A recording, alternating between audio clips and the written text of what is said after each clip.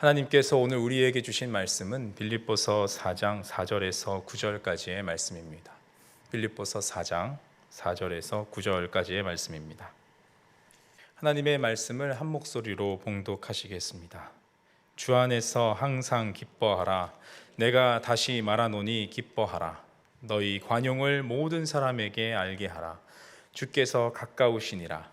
아무것도 염려하지 말고 다만 모든 일에 기도와 간구로 너희 구할 것을 감사함으로 하나님께 아뢰라. 그리하면 모든 지각에 뛰어난 하나님의 평강이 그리스도 예수 안에서 너희 마음과 생각을 지키시리라. 끝으로 형제들아, 무엇에든지 참되며 무엇에든지 경건하며 무엇에든지 오르며 무엇에든지 정결하며 무엇에든지 사랑받을 만하며 무엇에든지 칭찬받을 만하며 무슨 덕이 있든지 무슨 기림이 있든지 이것들을 생각하라. 너희는 내게 배우고 받고 듣고 본 바를 행하라. 그리하면 평강의 하나님이 너희와 함께 계시리라. 아멘. 이번 주 우리에게 주시는 하나님의 말씀인 시편 16편 5절에서 7절까지의 말씀을 다 함께 읽겠습니다. 여호와는 나의 산업과 나의 잔의 소득이시니 나의 분깃을 지키시나이다. 내게 줄로 재어준 구역은 아름다운 곳에 있으며 나의 기업이 실로 아름답도다. 나를 훈계하신 여호와를 송축할지라. 밤마다 내 양심이 나를 교훈하도다. 아멘. 하나님께서 우리 성도님들을 사랑하셔서 줄로 재어주신 것 같이 우리에게 주신 사랑하는 자녀들과 또 가정과 또 기업에 하나님의 평강이 넘치시기를 간절히 사모합니다. 이 시간 영국의 한 저널리스트의 책을 한번 소개해드리고 싶습니다. 한국에 오랫동안 머물면서 쓴 책이 화제가 된 적이 있는데요. 기적을 이룬 나라, 기쁨을 이룬 나라라는 책의 저자인 다니엘 튜더는 오랜 세월 동안 한국이 얻은 것과 잃은 것이 무엇인지 아주 예리하게 분석했습니다. 저자는 한국이 불가능해 보이는 한강의 기적을 이루고 오징어 게임이나 또 BTS 등 강력한 소프트 파워를 전 세계가 놀라게 한 이런 것들을 인정하면서도 한편으로는 국민들 내면에는 물질적 성공과 안정에도 불구하고 진실된 만족감을 잃은 사람들이 많다라고 이 책에서 분석했습니다. 그 이유로는 한국이 교육과 외모 또 직업적 성취에 대해서 개인에게 획일적인 기준을 세우고 이것을 맞추도록 너무 큰 압박을 가했기 때문에 기쁨을 잃어버렸다라고 평가합니다. 이것은 한국 사회에 대한 아주 훌륭한 통찰이다라고 생각이 듭니다. 실제로 이렇게 기쁨을 잃은 모습들은 코로나 이후에 좀 더 심해졌었는데요.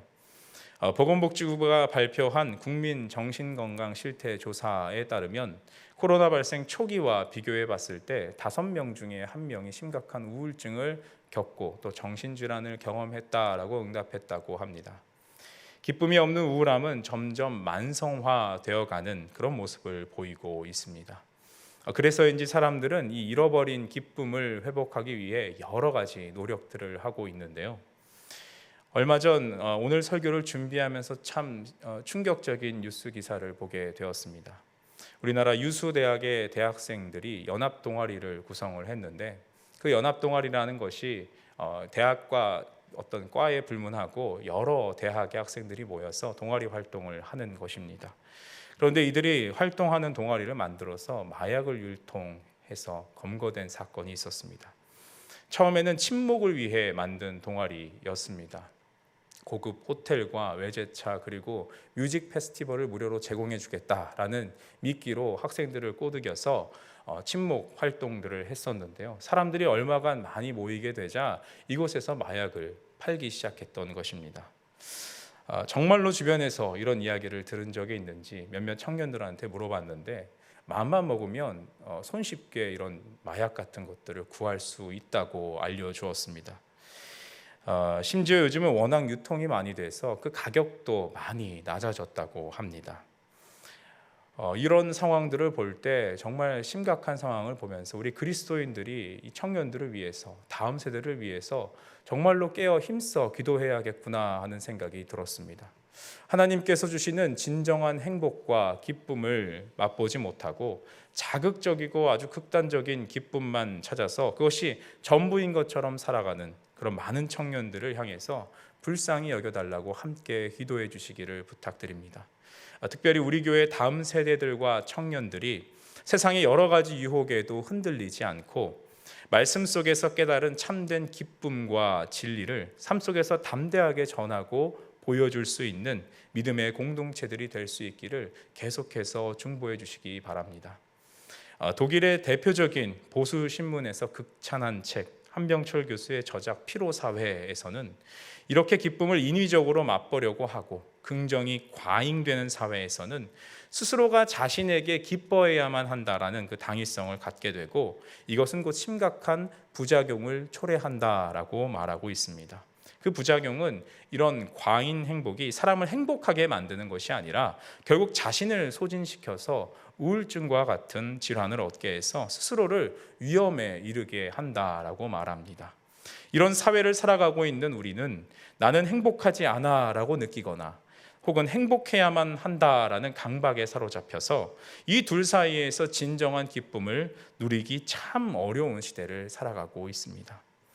오늘날 그리스도인들은 어떨까요? 우리는 나도 모르게 세상의 기준에 맞춰서 행복해야 한다는 생각에 사로잡혀서 세상과 함께 무감각한 상태로 소진되어 가고 있는 것은 아닌지 우리는 늘 경계해야 합니다. 오늘 바울은 이렇게 진정한 기쁨을 누리기 어려운 시대를 살아가는 우리에게 진정한 기쁨에 이르는 세 가지 방법에 대해서 소개해 주고 있습니다. 첫 번째로 바울은 진정한 기쁨에 이르는 방법으로 관용을 모든 사람에게 알게 하라라고 말합니다. 오늘 본문 5절을 우리 함께 읽어보겠습니다. 5절입니다. 너희 관용을 모든 사람에게 알게 하라. 주께서 가까우시니라. 아멘. 이 바울에게 있어서 관용이라 함은 올바른, 적절한, 공평한 그리고 훌륭한이란 이런 여러 가지 의미들을 가지고 있는데요. 이 법의 맥락에서는 이 관용이 문자적 적용을 고집하기보다 상황에 따라서 법의 진정한 정신을 살리는 태도다라고 말하기도 하죠. 이에 대해서 아리스토텔레스는 법이 모든 정의를 다 세울 수 없으니 법 정신을 살리는 것이 더 훌륭한 태도다라고 말하기도 했습니다. 바울은 이런 관용의 태도를 자신의 목회 철학으로 삼기도 했는데요. 고린도후서 10장 1절에 보시면 이렇게 되어 있습니다. 너희를 대면하면 유순하고 떠나 있으면 너희에 대하여 담대한 나 바울은 이제 그리스도의 온유와 관용으로 친히 너희를 권하고. 고린도 교회에 있을 때 목양할 때의 바울의 모습은 유순하고 온유하며 관용으로 목회를 했다라고 말합니다. 그러다가 도리어 고린도 교회에서 업신여김을 당하고 무시를 당하게 되어서 고민에 빠지기도 했었는데요. 왜냐하면 고린도 교회의 다른 사람들은, 다른 지도자들은 이 강압적인 카리스마에 굉장히 익숙해졌기 때문에 그렇습니다. 강압적 카리스마를 보여주었던 지도자들은 사람을 무시하고 억압하며 권위적인 목회를 했었는데 이에 비해서 관용의 목회를 했던 바울은 그들보다 상대적으로 유약하게 보였기 때문에 그들에게 무시를 당했다는 것입니다. 그런데 바울이 보여주었던 관용은 단순한 온유함을 넘어서서 예수님께서 보여주었던 관용을 베풀었습니다. 다시 말해서 왕의 관용을 보여주었던 것이죠. 이런 관용은 바울 자신에게서 나온 것이 아니라 이 세상의 왕이시며 진짜 권위를 가지고 계신 예수님을 닮으려고 하다가 참된 관용이 흘러나온 것입니다. 바울은 사람이 보일 수 있는 관용에 분명한 한계를 알고 있기 때문에 오직 하나님께서 우리를 용서하시고 자유케 하시기 위해 보내신 예수님을 통한 용서와 관용만이 참된 관용으로 나타난 것을 보여주었던 것입니다. 그래서 오늘 본문에서도 바울은 주께서 가까우시기 때문에 라고 덧붙였습니다.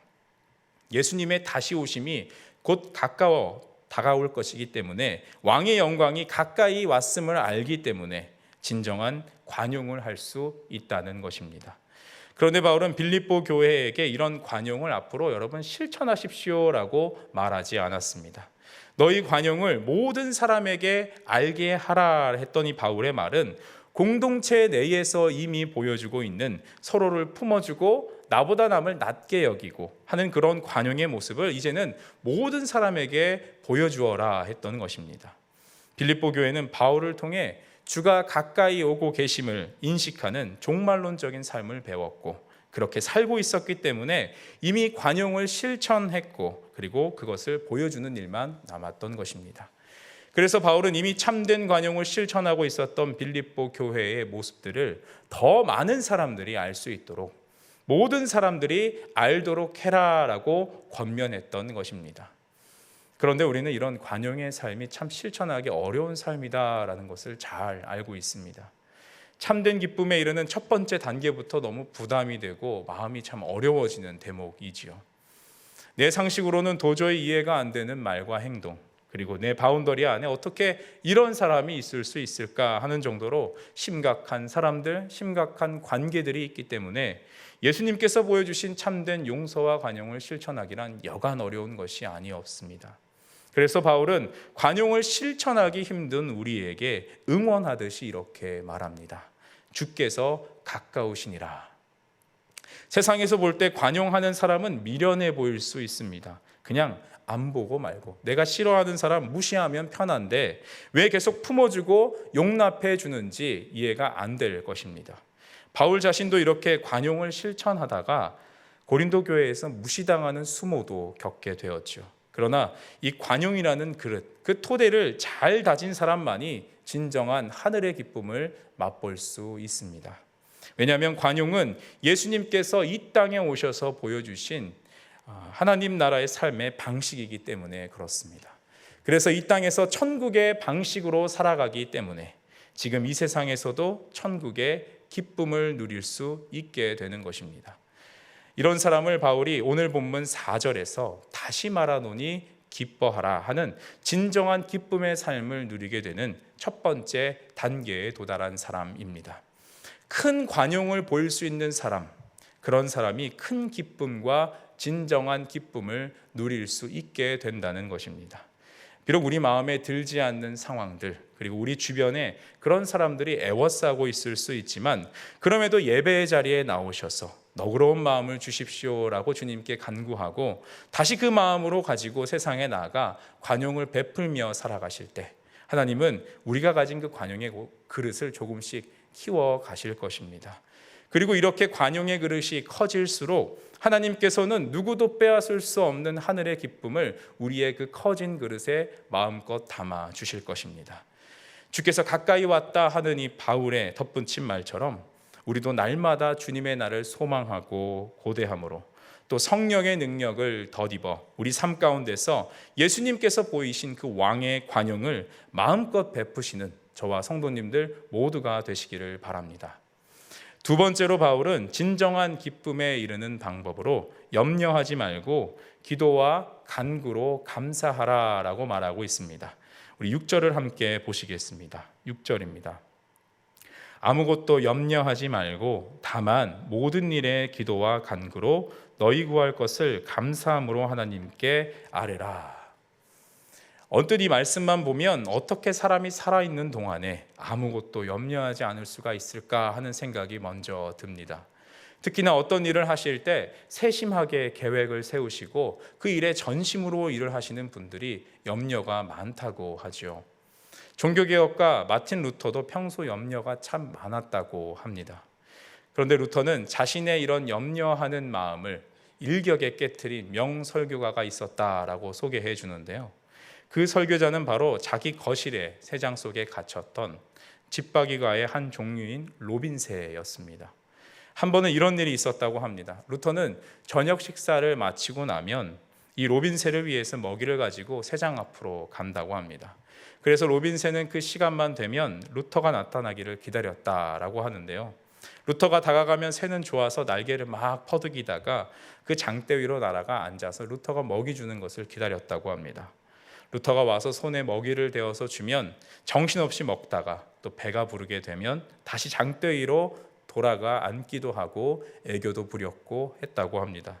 그러다가 아무 걱정 없이 장대 위에서 잠을 소근소근 자는 로빈새를 보면서 루터는 그때 하나님의 섭리를 한 번 더 깨달을 수 있었다고 합니다. 그렇다, 하나님은 모든 피조물을 입히시고 먹이시는 분이시구나. 로빈새도 내가 먹이를 주는 것을 알고 믿고 염려하지 않으면서 저렇게 평안하게 잠을 자는데 왜 나는 염려로 잠을 자지 못하고 있는가? 나도 하나님 앞에서 저 새와 같이 귀한 존재가 아닌가? 그렇게 루터는 명설교가 로빈새를 바라보면서 창조주 하나님을 인정하고 큰 은혜를 받았던 일화가 있었다고 합니다. 그래서 바울도 우리에게 염려하지 말고 지금도 일하고 계시는 하나님만 바라보면서 기도하라라고 권면해 주고 있습니다. 염려하지 말고의 강조점이 있는 것이 아니라 기도와 간구하라는 것에 더 힘을 주어서 말하고 있는 것입니다. 왜냐하면 바울 자신도 염려하지 말라라고 권면하긴 했지만 그 마음 한켠에는 염려가 다 사라지지 않았던 우리와 같은 사람이었기 때문이었습니다. 다시 말해 이 말을 권면하고 있는 바울도 그리고 이 권면을 듣고 있는 빌립보 도시의 사람들도 모두가 염려가 가득한 사람들이었습니다. 어떤 염려들이 있었습니까? 먼저 바울 자신은 중요한 재판을 앞두고 그 재판의 결과에 따라서 자기의 생사가 오가는 아주 위기의 상황에 놓여 있었습니다. 그리고 이 서신을 전달해야만 하는 에바브로디도는 중병에 앓고 있었죠. 그리고 이 소식을 듣고 있는 빌립보 교회 성도들은 안팎으로 큰 위험에 닥쳐 있었습니다. 안으로는 할 일을 주장하던 사람들이 거짓 교사들이 난리를 치고 있었고 밖으로는 로마 제국들이 자신들의 체제를 따르기를 종용하고 압박하고는 큰 위기에 놓여 있었던 것입니다. 그렇기 때문에 바울은 염려하지 말라라는 말 뒤에 바로 말을 마무리 짓지 않고 즉각 모든 일에 기도와 간구로 하라라고 말을 이어갔던 것입니다.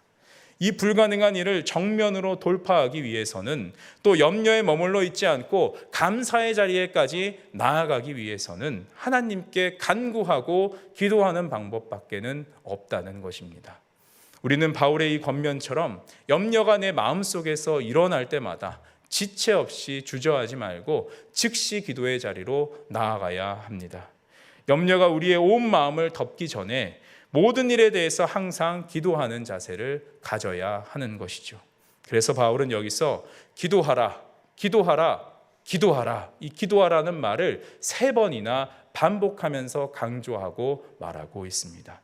그런데 정작 우리는 염려하는 일이 있을 때 한편으로는 이 문제가 엄청나서 하나님께서 들어주시지 않을 거야 라고 생각하기도 하고 또 내가 기도하는 일이 너무나 사소해서 하나님께서는 관심이 없을 거야 하는 마음으로 하나님께 우리의 염려를 아뢰지 않을 때가 종종 있습니다.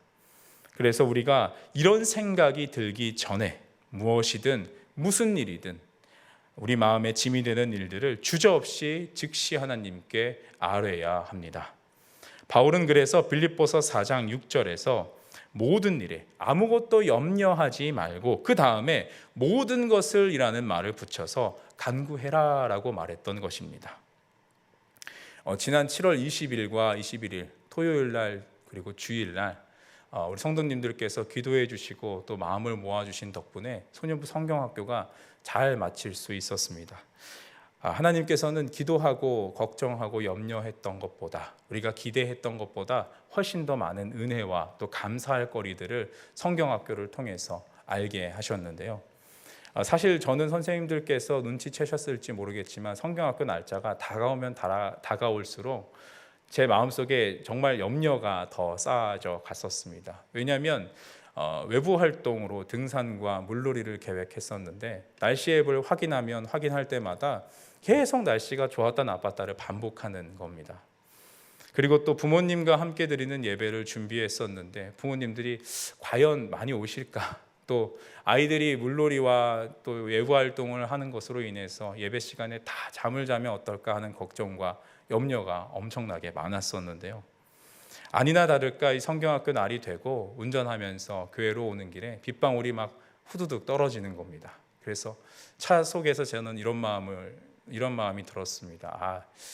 외부 활동은 다 물 건너갔구나.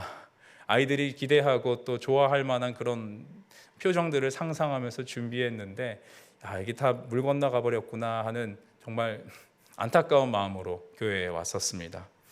예배를 마칠 때까지 계속 비가 내렸고 아이들은 실망한 마음으로 이 준비되었던 첫 번째 실내 활동을 하게 되었습니다. 이 첫 번째 실내 활동이라는 것은 저녁 시간대에 함께 기도하면서 나눌 기도 제목들을 적는 시간이 있었는데요. 아이들이 얼마나 실망한 마음이 컸는지 그 종이에다가 등산 가게 해주세요, 등산 가게 해주세요, 이 글자만 잔뜩 적어 놨었습니다. 저는 그렇게 등산을 적던 그 친구를 위로하면서 마음 한켠에는 이거 기도 제목이라도 제대로 적어서 이따가 예배하고 기도할 때 잘 활용됐으면 좋았을 텐데 하는 그런 마음으로 그 친구를 위로했었습니다.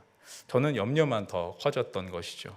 선생님들께서는 안타까운 마음으로 이따가 우리 아이들 등산을 못했으니까 비가 오더라도 옥상에서 물놀이를 잘 해주자라고 말씀하셨습니다. 그런데 1시간 정도 흘렀을까 부장 선생님으로부터 연락이 왔습니다. 목사님, 비가 그쳤습니다. 정말 놀라운 소식이었습니다.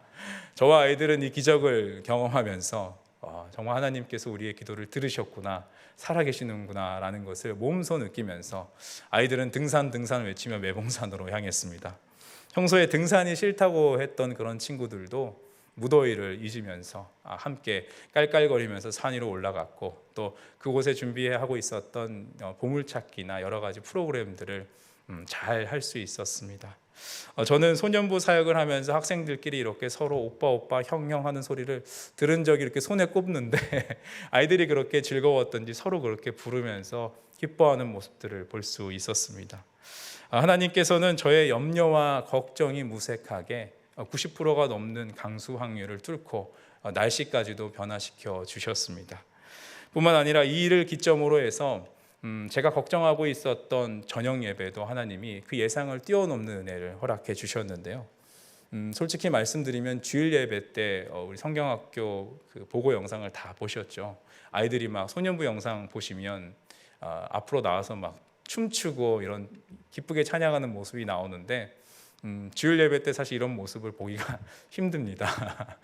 성경학교 때라서 보여주었던 모습이 아닌가 싶으실 텐데, 아이들이 이제 소년부 정도 되면은 고학년이라 채통과 위험이 있습니다. 그래서 앉아서 이렇게 손만 이렇게 율동하는 것도 참 큰 도전을 하는 것입니다. 그런데 아이들이 등산을 다녀오면서 또 오후 프로그램을 하면서 많이 친해졌는지 예배가 시작되고 또 기쁜 찬양이 또 울려 퍼지니까 아이들이 약속이나 한 듯이 다 함께 나와서 하나님을 찬양하고 기뻐했었던 것입니다.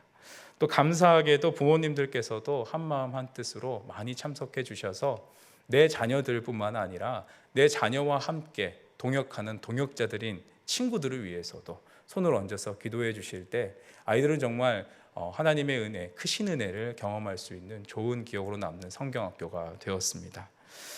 금요 심야 예배 때 바로 이 자리에서 우리는 성경학교와 교육부를 위해서 함께 힘써서 기도했었죠. 이런 기도와 또 그리고 아이들의 간절한 기도까지 더해져서 이 모든 것 하나하나 정말 섬세하게 하나님의 일하심이 아닌 것이 없을 정도로 처음부터 끝까지가 하나님의 은혜로 가득 찼던 성경학교 시간이었습니다. 제가 염려와 걱정을 했더라도 정말 여기에 한 자라도 더 은혜가 더해졌을지 모르겠습니다. 하나님은 이 모든 걱정과 염려를 불식시키시고 날씨까지도 바꿔주셔서 아이들이 정말 하나님의 은혜 안에서 기쁘고 즐거운 성경학교 시간을 보낼 수 있었습니다. 저는 이번 경험을 통해서 다시금 제 자신을 돌아봤는데요. 오로지 등산 하나만을 적으면서 장난반, 진단반, 기도 제목을 기록했던 그 어린아이의 믿음과 같은 그 믿음이 나에게도 다시 있어야겠다라는 생각을 했습니다. 어떤 기도 제목이든 하나님께 즉시로 아뢰 수 있어야 되겠다 하는 다짐을 다시 한번 하는 그런 기회가 되었습니다. 그래서 이제 저는 다가오는 청년부 수련회도 크게 염려하지 않고 있습니다. 물론 제가 이렇게 염려하지 않는다고 해서 제 마음속에 있는 걱정과 염려가 많이 사라지는 것은 아닙니다. 한 가지 분명한 것은 바울의 말처럼 주께서 가까이 계시기에, 가까우시기 때문에 또 청년부를 위해서 함께 중보해 주시는 든든한 우리 성도님들과 중보자들이 계시기 때문에 크게 염려되지 않습니다. 동시에 지금 우리를 위해서 은혜의 자리를 예비해 주시고 우리 마음 가운데로 돌입해 오고 계시는 그 예수님의 일하심이 있기에 크게 염려되지 않습니다. 예수님께서는 이미 청년들의 마음을 은혜로 덮어주실 것을 준비 마치셨고 우리에게 가까이 오셔서 벌써부터 예배와 또 여러 가지 준비들 가운데서 하나님의 일하심을 보게 하고 계십니다. 우리 청년부를 회복시키시고 이번 수련회를 통해서 부흥케 하실 예수님의 일하심, 하나님의 일하심을 함께 기대하시면서 계속해서 중보해 주시기를 부탁드립니다. 우리가 이렇게 기도할 때 하나님께서 확실히 허락해 주실 것을 믿고 미리 감사함으로 이미 받은 것처럼 감사하며 기도할 때, 그리고 또한 지금까지 인도하시고 응답해 주신 그 하나님의 역사를 생각하면서 감사하면서 기도할 때 우리의 그 기도를 분명 들으시고 그 하나님의 일하심을 우리 모두가 보게 될 줄 믿습니다. 그리고 지금까지 또 교육부 수련회를 통해서 일하셨던 그 하나님의 일하심, 각자의 삶 속에서 우리 한 사람 한 사람을 만나셨던 그 하나님께 감사하시면서 우리 청년들도 내가 만났던 하나님을 만나게 하여 주시고 그 마음을 어루만져 주실 것을 확신하시면서 기도해 주실 때 하나님께서는 지금까지 일하셨듯 더 크게 우리 청년들에게 변함없이 일하여 주실 줄 믿습니다. 그리고 수련회를 마치고 나서 이 응답의 역사를 우리 모두가 함께 바라보면서 진정으로 기뻐하게 될 줄 믿습니다. 마지막 세 번째로 바울은 진정한 기쁨에 이르는 길로 평강이 필요하다라고 말합니다. 우리 7절과 8절 그리고 9절을 우리 한 목소리로 함께 읽어보겠습니다. 그리하면 모든 지각에 뛰어난 하나님의 평강이 그리스도 예수 안에서 너희 마음과 생각을 지키시리라. 끝으로 형제들아, 무엇에든지 참되며 무엇에든지 경건하며 무엇에든지 옳으며 무엇에든지 정결하며 무엇에든지 사랑받을 만하며 무엇에든지 칭찬받을 만하며 무슨 덕이 있든지 무슨 기림이 있든지 이것들을 생각하라. 너희는 내게 배우고 받고 듣고 본 바를 행하라. 그리하면 평강의 하나님이 너희와 함께 계시리라. 아멘. 바울은 무엇에든지 참되고 경건하고 옳고 정결하며 사랑받고 칭찬받는 것들, 이 모든 것들을 생각하라 라고 말했습니다. 바울이 말하는 평강은 우리에게 한순간의 기쁨으로 끝나지 않게 하고 마음과 생각을 지키고 이 모든 선한 행실들을 유지할 수 있게 해주는 평강을 말하고 있는 것입니다. 그래서 7절에서 하나님의 평강이 우리 안에 있는 기쁨과 마음 그리고 생각들, 이것들을 큰 요새와 같이 성벽과 같이 든든하게 지켜주실 것이다 라고 선포하고 있습니다. 이 평강 또한 그가 곧 오시리라 라고 말했던 바울의 말과 아주 긴밀하게 연결이 되는데요. 왜냐하면 하나님께서 곧 가까이 오시리라 하는 그런 기다림과 소망이 있는 사람은 오늘을 더 평안하게 살 수밖에 없기 때문에 그렇습니다. 마치 포위된 도시에 살면서 곧 우리를 구원해 줄 지원군이 올 것이다 라며 믿고 기다리며 사는 것, 이런 기다림의 삶은 우리를 평강하게 살 수 있게 해줍니다. 비록 우리가 어그러지고 거스르는 세대, 소모적인 기쁨만을 추구하는 진정한 기쁨을 잃어버린 세대에 포위되어서 사는 것 같지만, 그럼에도 하나님께서 우리를 구원하여 주실 것을 소망함으로 하나님 말씀대로 이 땅에서 살아가야 하는 것이죠. 우리에게는 분명한 고향, 하늘 본향이 있다. 곧 우리를 세상의 포위에서 구원해 줄 본향의 군대가 올 것이다. 이런 기다림 가운데 평안함으로 이 땅에서 하나님의 백성답게 살아가는 것입니다. 감사한 것은, 이 약속은 어떤 조건에 의해서 이루어지는 것이 아닙니다. 이렇게 살면 구원하러 올 것이다 라고 하나님께서 말씀하시지 않으셨습니다.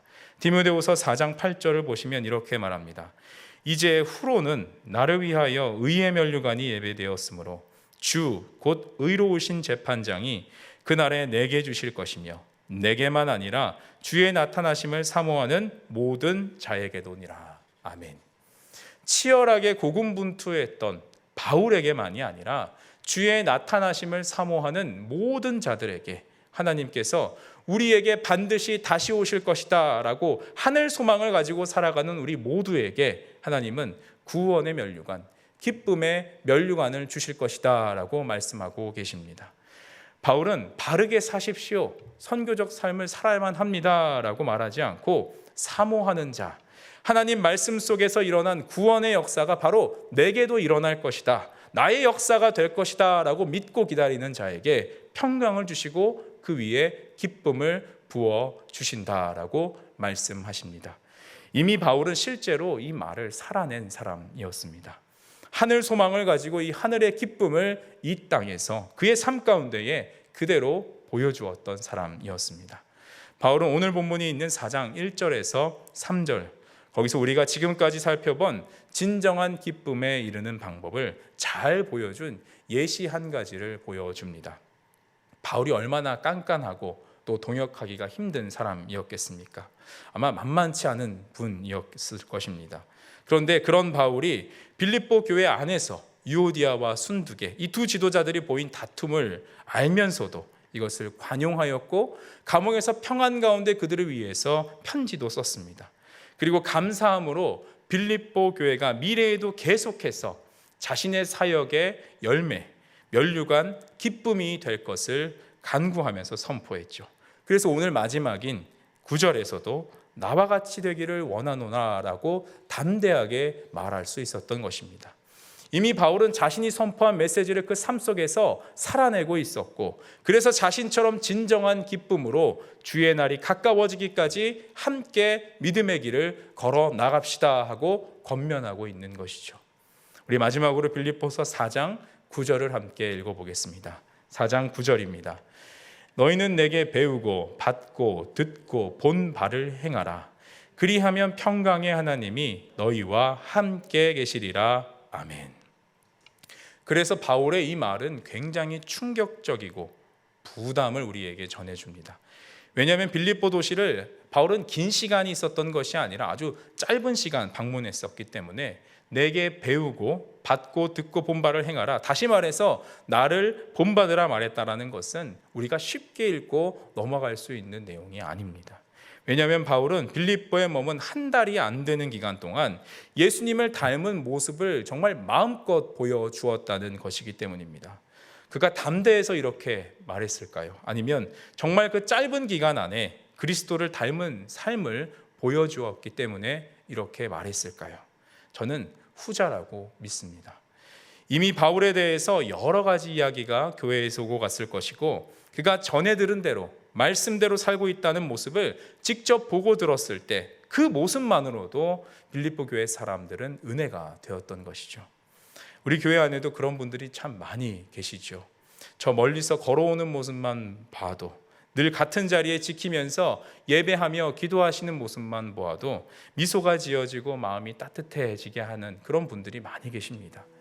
빌립보 교인들도 바울의 나를 본받아라 하는 그 담대한 명령 앞에 비록 바울을 잘 알지는 못했지만 감옥 안에서도 기쁨의 찬양을 부르고 그 대단한 그 앞에 로마의 간수와 그 온 가족이 세례를 받았던 모습을 보면서 빌립보 교회는 큰 도전을 받고 큰 은혜를 받았던 것입니다. 짧은 시간이었지만 바울의 이런 모습을 보면서 그리스도인으로서 로마라는 그 거대한 제국 안에서 어떻게 살아가며 세상에 굴복하지 않고 이기는 삶을 살아갈 수 있을지 빌립보 교회는 볼 수 있었던 것입니다. 우리도 우리 교회의 훌륭한 신앙의 선배님들, 그들의 아름다운 신앙의 모습을 잘 본받아서 이 좋은 영적인 흐름들을 내가 속한 곳에 잘 흘려보내는 저와 여러분들 모두가 되시기를 바랍니다. 오늘 우리가 나눴던 기쁨은 나 혼자 기쁜 그 자체로 끝나는 감정적인 기쁨이 아닙니다. 관용을 베풀고 그리고 관용이 감사와 평안으로 이어질 때 비로소 이 토대 위에 주시는 하나님이 주시는 하늘의 진정한 기쁨, 영원한 기쁨을 누리게 하실 줄 믿습니다. 우리 모두가 예배로 또 셀 모임으로 모일 때마다 관용과 평안이 충만한 모임들이 되어서 기쁨과 감사가 넘치고 이 은혜와 사랑이 흐르고 흘러서 우리 지역사회와 우리가 섬기는 선교사님들에게 그리고 우리가 속한 가정과 일터에 계속해서 이어지기를 간절히 축복합니다. 그리하여 내게 능력 주시는 자 안에서 내가 모든 것을 할 수 있느니라 라는 이 바울의 담대한 선포가 바로 우리의 선포가 되기를 소망합니다. 우리 이 시간 함께 찬양하도록 하겠습니다. 우리 주 안에서 기뻐해, 우리 힘차게 박수하면서 이 찬양 함께 올려드리겠습니다. 주 안에서 기뻐해 주 안에서 기뻐해 주님 주신 기쁨으로 기뻐하라. 주 안에서 기뻐해 주 안에서 기뻐해 주 안에서 기뻐해 주님 주신 기쁨으로 기뻐하라. 다시 한번 찬양합니다. 주 안에서 주 안에서 기뻐해 주 안에서 기뻐해 주님 주신 기쁨으로 기뻐하라. 주 안에서 기뻐해 주 안에서 기뻐해 우리의 힘은 주를 기뻐하는 것. 아멘. 기뻐 춤을 추며 기뻐 춤을 추며 크게 소리 높여 살아계신 주의 이름 내 마음 다해 찬양해. 주를 바라볼 때 새 힘 주시니 우리의 힘은 주를 기뻐하는 것. 다시 한번 힘차게 찬양합니다. 주 안에서 기뻐해 주 안에서 기뻐해 주님 주신 기쁨으로 기뻐하라. 아멘. 주 안에서 기뻐해 주 안에서 기뻐해 우리의 힘은 주를 기뻐하는 것. 기뻐 춤을 추며 기뻐 춤을 추며 크게 소리 높여 살아계신 주의 이름 내 마음 다해 찬양해. 주를 바라볼 때 새 힘 주시니 우리의 힘은 주를 기뻐하는 것. 아멘. 기뻐 춤을 추며 기뻐 춤을 추며 크게 소리 높여 살아계신 주의 이름 내 마음 다해 찬양해. 주를 바라볼 때 새 힘 주시니 우리의 힘은 주를 기뻐하는 것. 기뻐 춤을 추며 기뻐 춤을 추며 크게 소리 높여 살아계신 주의 이름 내 마음 다해 찬양해. 주를 바라볼 때 새 힘 주시니 우리의 힘은 주를 기뻐하는 것. 찬양하라 내 영혼아 찬양하라 내 영혼아 찬양하라 찬양하라 내 영혼아 내 속에 있는 것들아 다 찬양. 기뻐하라 내 영혼아 기뻐하라 내 영혼아 기뻐하라 기뻐하라 내 영혼아 내 속에 있는 것들아 다 기뻐.